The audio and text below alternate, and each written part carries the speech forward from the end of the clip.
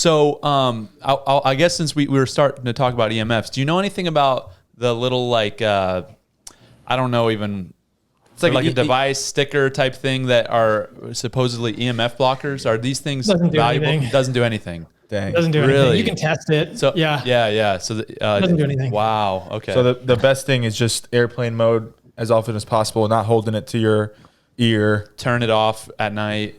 Unplugging the Wi-Fi at night. Yeah.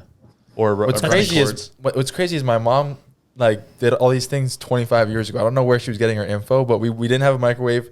We weren't allowed to hold the phone to our ear, and so many other like we couldn't get vaccines. There were so many other things. I don't know where she was getting all the information from. But she was way ahead of the curve, bro. Yeah. She was way ahead of the curve. All organic. The important thing to know about your iPhone, I don't know if you guys have an iPhone handy. When you go to airplane mode, it doesn't automatically turn off Wi-Fi and Bluetooth. So that Wi-Fi and Bluetooth icon on your iPhone, like if you do the pull down, I have an iPhone. They can't be gray. They have to have the line through them. So the default on a lot of iPhones is if you hit airplane mode, it turns off the cell antenna. Yeah. But the Wi-Fi and the Bluetooth stay on. Yeah.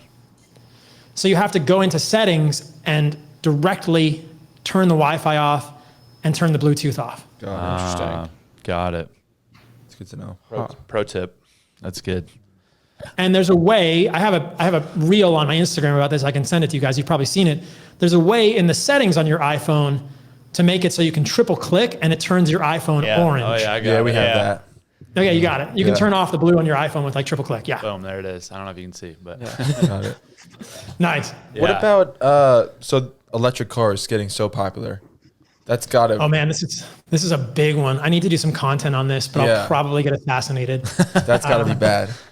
Like, so it's not radio frequency EMF, it's magnetic fields because of the motor that's moving. It's an actual magnetic field. So it's measured in milligauss, and the RF EMF is measured in microwatts per meter squared. So it's a different thing. You can measure it with a different meter.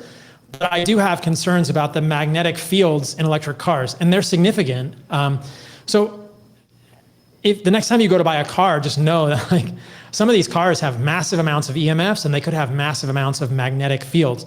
And the magnetic fields, this is kind of like, this is called, it's similar to this like ELF, so like extra low frequency radiation. It's not the same as, but it's kind of like what happens in a power line, right? I guess there's a lot of power lines in your electric car. There are multiple lawsuits and insurance claims every year for people that get bone and blood cancers from working near high voltage power lines. Wow. So we know that low frequency radiation, low power radiation, that's the main argument against microwave radiation like your cell phones, and against, you know, the outlets or just basically an electric car, is that these are not ionizing, they're not harmful for humans. Well, humans that live near high voltage power lines, there are major concerns about these high voltage power lines, this ELF, extra low frequency radiation affecting us. And then the potential for magnetic fields, strong magnetic fields, like what happens in your Tesla or Rivian or whatever you're driving, to affect us negatively also.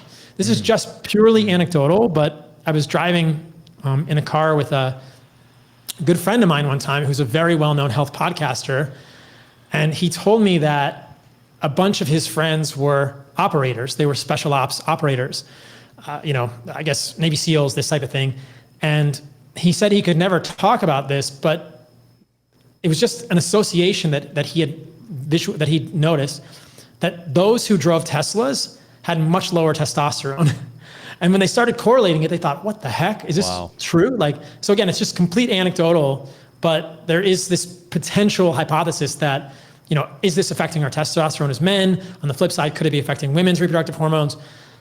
I'm not super stoked to be driving around in Teslas these days. I avoid them as much as possible. Sometimes I get an Uber and a Tesla pulls up and I think, oh, I don't want to be in this car. Right. Or are lower testosterone people more attracted to Teslas? Yeah. It could be, right? Yeah. What is the direction? Egg, who knows what direction the arrow of causality goes. But I mean, my friend, you know, just got a Cybertruck in California, and I thought this thing's pretty cool. Like, maybe I could drive this, but I would never drive one. Yeah. Like, oh man. It's a cool vehicle, but I think there's a lot more to do there. And I just need to sit in a Tesla with a tri-field meter and actually measure the magnetic field. That'd be interesting to see the results on that. I'll do it.